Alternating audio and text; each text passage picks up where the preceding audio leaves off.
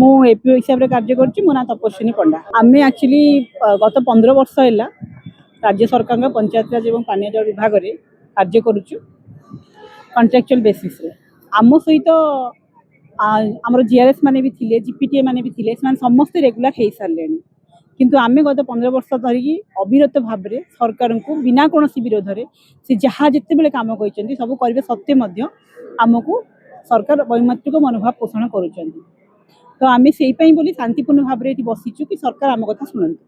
ଆଉ ମୁଁ ଏଠି ଆଉ ଗୋଟେ କଥା କହିବାକୁ ବି ଚାହେଁ ଯେ ଆମେ ଯେଉଁ ଗତ ଏତେ ବର୍ଷ ଧରିକି କରୁଛୁ ମହାତ୍ମା ଗାନ୍ଧୀ ନରେଗାରେ କାର୍ଯ୍ୟକ୍ରମ କରୁଛୁ, ସମସ୍ତେ ଜାଣିଛନ୍ତି ଯେ ଆମ ରାଜ୍ୟ ମାନେ ସାରା ଭାରତରେ ସବୁବେଳେ ନିଜ ଶ୍ରେଷ୍ଠତ୍ୱ ପ୍ରତିପାଦନ କରିଆସିଛି এই କାର୍ଯ୍ୟକ୍ରମରେ। ଏବଂ ଏଇଟା ଯେଉଁ କରିଛି ତା ପାଇଁ ମୁଖ୍ୟ ଭୂମିକା ଆମର ଏମ୍ସି ଆଉ ଏପିଓ ମାନଙ୍କର ରହିଛି।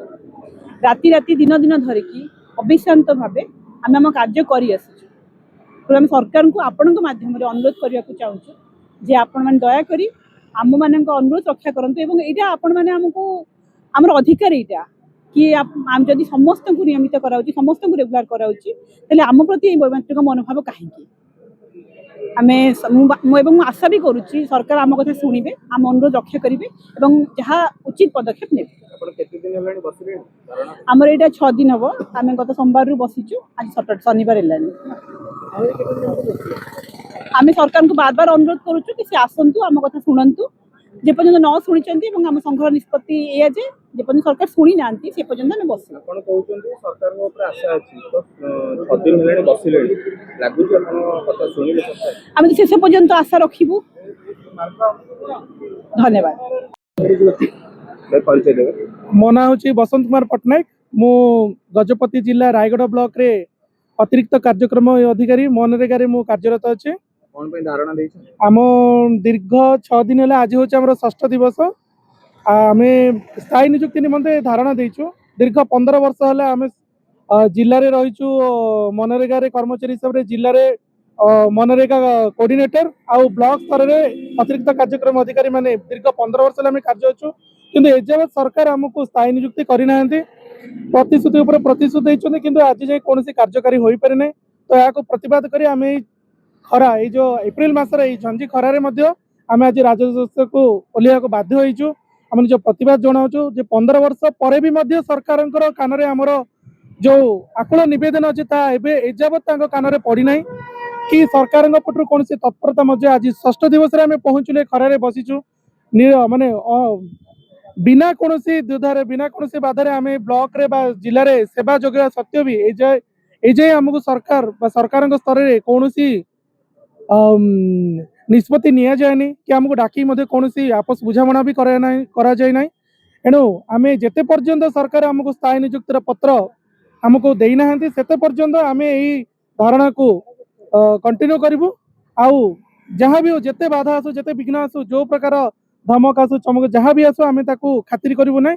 आज 6ठ दिवस आज ये पर्यंत सरकार शुणी ना आम से पर्यंत धारणा को आम कंटिन्यू कर रखू।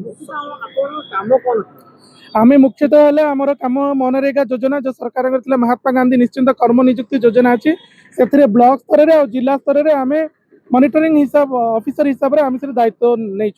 आप जानते महात्मा निश्चिंत कर्म नियुक्ति योजना जहाँ थिला जहाँ कि लोक लाइवलीहुड जीविका लाइवलीहुड गोटे माने मुख्य स्रोत थिला। तो जो थे कि आम अनवरत भाव 15 वर्ष कम करूँ लोक ओडिशा लोकों आम कम करूँ गरीब गुरुआ लोकों आम कार्य कर आसीचु किंतु तथापि सरकार कौन आम प्रति भल माने आम प्रति किसी हाँ मनोभाव आसी नहीं आम केमती रेगुलार करेंगे कि आमर कथा आमर भविष्य चिंता करेंगे किंतु आम आमर समस्त काम आम सुचारू रूप से कर निष्ठार सहित आम आम निजर 15 वर्षर काम कर आसीचु। सरकार तो आपको प्रतिश्रुति देइथिले किंतु सुनु नांदी कोन पे माने प्रतिश्रुति देले तो हबो नहीं लिखित आकार सरकार आमको देवार अच्छी जे आम मैंने 15 वर्षर कार्य करूँ निष्ठापर सहित आम कार्य करूँ। सरकार समस्त दायित्व केवल मनरेगा योजन नुह इलेक्शन कम करूँ नेचुरल कैलामिटीज आसला बन्या आसला बात्या आसला सबू कम आम करूँ चाउल बंटा आरंभ कर पेंशन बंटा समस्त गुरु दायित्व आम जिते जो दायित्व आसला सरकार आमको जो दायित्व देला आम सुचारू रूप करूँ। तथापि सरकार आमर कौन कथा शुणी ना कि प्रतिश्रुति पालन करना। ଆଗାମୀ ଦିନରେ ଯଦି ସରକାର ଆପଣଙ୍କ ଦାବି ପୂରଣ ନ କରିବେ କ'ଣ କରିବେ? ଆମେ ତ ସରକାରଙ୍କର ବିପକ୍ଷରେ ବି ଯାଇପାରିବୁନି। ଆମେ ଶାନ୍ତିପୂର୍ଣ୍ଣ ଭାବରେ ଏମିତି ନିରବ ଶାନ୍ତିପୂର୍ଣ୍ଣ ଭାବରେ ଆମେ ଏମିତି ଧାରଣାରେ ବସିବୁ। ସରକାର ଶୁଣିବେ, ଆମେ ଶୁଣିବାକୁ ବାଧ୍ୟ ହିଁ କରେଇବୁ। ଆମେ ଶାନ୍ତିପୂର୍ଣ୍ଣ ଭାବରେ ଆମେ